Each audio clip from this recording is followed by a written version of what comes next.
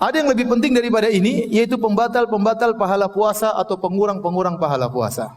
Antum harus sadar waktu antum berpuasa, sejak subuh argo pahala antum berjalan. Oleh karena sampai ada istilah tidurnya orang berpuasa juga berpahala. Itu bukan hadis Nabi SAW, tetapi benar. Karena selama dia dalam kondisi puasa, bukan kita disuruh tidur, enggak. Tapi seandainya dia letih, dia tidur, argo pahala tetap jalan. Kenapa? Dia dalam kondisi apa? Berpuasa. Jadi sejak subuh dia sudah berpuasa, argo pahala jalan sampai maghrib.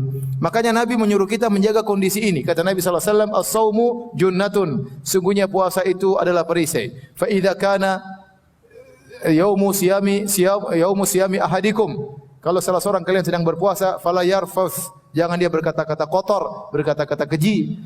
Wala yajhal, jangan melakukan kegiatan-kegiatan yang tidak benar. Wala yaskhab, jangan teriak-teriak. Nabi larang.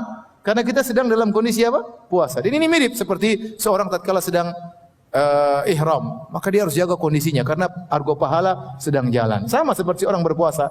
Sejak dia azan subuh sampai azan maghrib, argo pahala berjalan karena dia sedang berpuasa.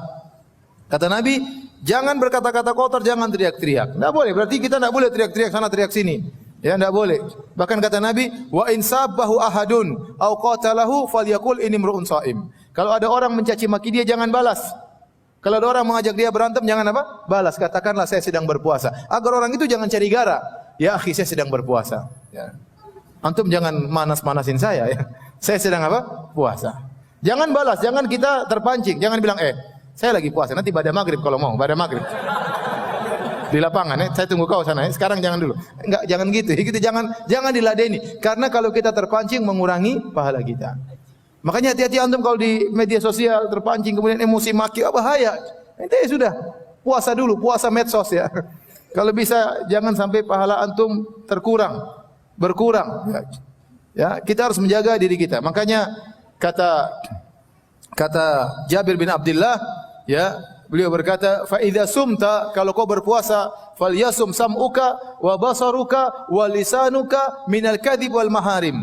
Kalau engkau sedang berpuasa, maka hendaknya lisanmu, hendaknya matamu juga berpuasa, hendaknya telingamu juga berpuasa, dan hendaknya lisanmu juga berpuasa. Jangan berdusta dan jangan kau melakukan perkataan-perkataan, mengeluarkan perkataan-perkataan yang haram. Wada'anka adzal jar, jangan kau ganggu tetanggamu. Wal yakun 'alaika waqarun wa sakinah. Hendaknya kau dalam kondisi bersahaja, tenang, ya. Kata Jabir bin Abdullah, ya. Wala taj'al yauma saumika wa yauma fitrika sawaan, dan jangan kau jadikan hari puasamu sama seperti hari-hari biasa. Enggak boleh disamakan. Anda argo pahala sedang berjalan. Maka jaga hari-hari puasa kita dengan menjaga akhlak, menjaga pandangan, menjaga pendengaran. Ya. Di sana ada dosa-dosa yang para ulama menaskan bahwasanya itu membatalkan pahala puasa. Contohnya dusta, contohnya ghibah. Kata Nabi sallallahu alaihi wasallam, rubba sha'imin laisa lahu min siyami ilal ju' wal atash. Betapa banyak orang yang berpuasa, dia tidak mendapatkan dari pahala puasanya kecuali lapar dan dahaga. Wa rubba qa'imin laisa lahu min qiyamihi illa sahar wa ta'ab. Betapa banyak orang yang salat malam, salat tarawih, dia tidak mendapatkan dari salat malamnya kecuali hanya begadang dan keletihan.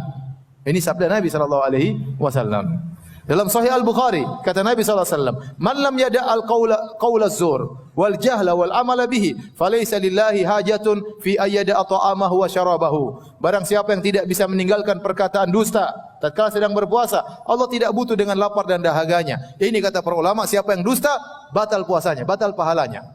Puasanya sah, tapi pahalanya enggak ada. Dan dalam Islam ada yang seperti ini, ibadahnya sah, tapi pahalanya tidak ada. Contoh, seorang pergi ke dukun, maka solatnya tidak diterima 40 hari. Man ata kahinan aw arrafan fasalau an syai'in lam tuqbal salatu arba'ina yauman. Barang siapa yang datang ke dukun atau para tidak normal bertanya sesuatu, maka tidak diterima solatnya 40 hari. Dia solat 40 hari sah, tapi tidak ada pahalanya. Man syaribal khamra lam tuqbal salatu arba'ina yauman. Barang siapa yang minum khamar, dia sudah bertobat 40 hari, solatnya tidak diterima. Barang siapa berhaji dengan harta haram, tidak diterima hajinya. Kata sebagian orang dahulu, sebagian fuqaha mengatakan, barang siapa yang zaman dahulu berhaji dengan harta riba, harta haram, harta curian, harta merampok, harta menzalimi orang lain, maka dia pergi dengan ontanya, kemudian dia mabit di Mina pada tanggal 8 Zulhijjah, kemudian tanggal 9 dia pergi ke Arafah, kemudian dia wukuf di situ bersama ontanya, kemudian dia melanjutkan pergi ke Muzdalifah malam tanggal 10, kemudian selanjutnya, maka yang haji adalah ontanya bukan dia.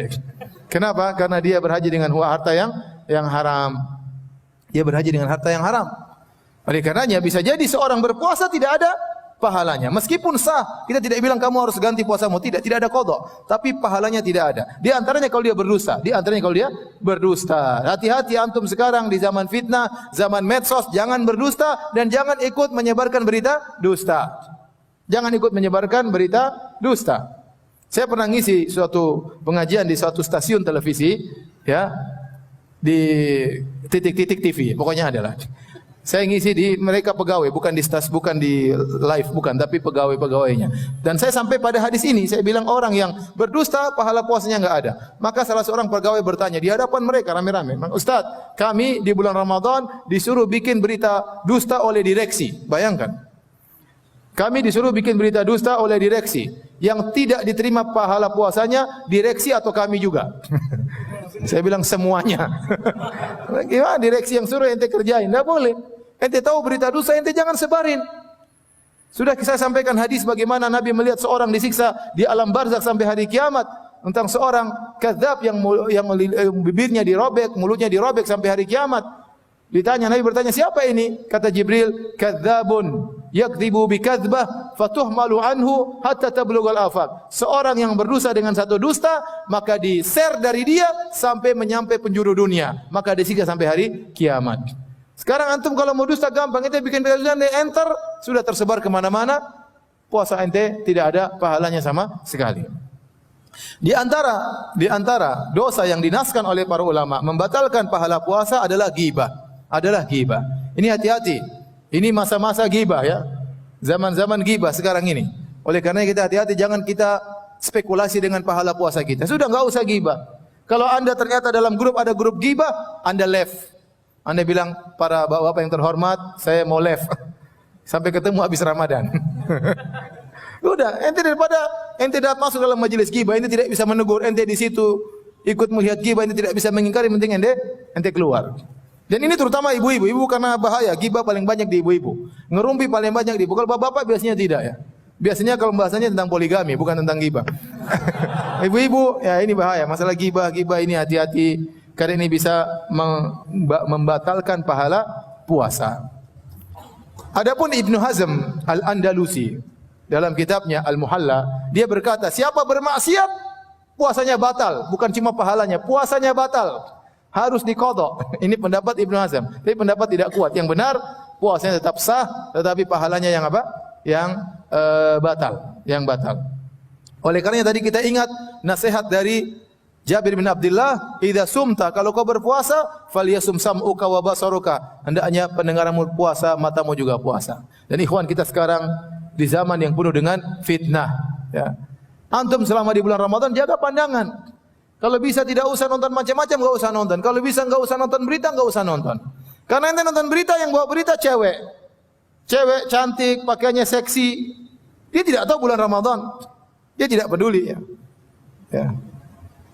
Apalagi saya pernah menonton zaman dulu ada seorang artis ditanya, "Mbak, kenapa berpenampilan gini-gini?" Kata dia, "Saya niatnya menyenangkan orang." Repot.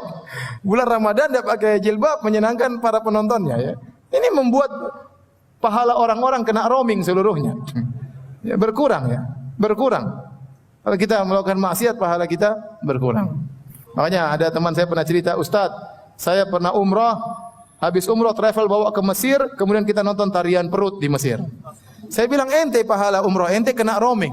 Harusnya kalau ente mau nonton dulu tali perut, baru ente bertobat kepada Allah.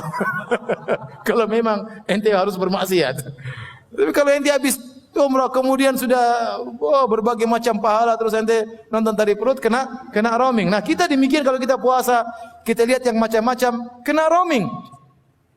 Nabi dulu bersabda, "Iyyakum wal julusa fit turuqat." Hati-hatilah kalian, jangan duduk di pinggir jalan. Jangan, kenapa? Karena banyak yang kita lihat. Banyak yang kita komentari, lihat orang gemuk banget, gibah. Lihat orang kurus banget, gibah. Coba bayangkan. Lihat cewek melotot. Lihat ini norak, kita susah enggak komentar. Makanya jangan duduk di pinggir jalan. Sehingga sebagian sahabat mengatakan, "Ya Rasulullah, kami harus duduk di pinggir jalan." Kata Nabi SAW, kalau kalian harus duduk di pinggir jalan, fa'atu tariqa haqqahu, maka tunaikanlah hak jalan. Apa hak jalan ya Rasulullah? Kata Rasulullah SAW, ghaddul basar, tundukkan pandangan. Tundukkan pandangan. Jaga pendengaran, jaga lisan, jangan komentar macam-macam. Hati-hati, kita di zaman fitnah, zaman mencela, zaman mencaci, zaman hoaks, zaman berita, tidak tahu kita akan validitasnya, kebenarannya kita enggak tahu. Antum baca berita, antum tahu yang menyebarkan ini siapa, yang buat siapa, sikoh atau tidak, ente enggak pernah tahu. Ini orang salat atau tidak yang bikin berita ini. Ya. Oleh karenanya seorang hati di bulan Ramadan mending jangan macam-macam deh. Kita belum tentu bisa bertemu Ramadan dan belum tentu bisa bertemu Ramadan berikutnya. Oleh karena jaga lisan, jaga pandangan, jaga pendengaran. Kalau bisa grup-grup left dululah. Ya, grup-grup kalau bisa ditinggalkan agar kita bisa konsentrasi beribadah di bulan Ramadan.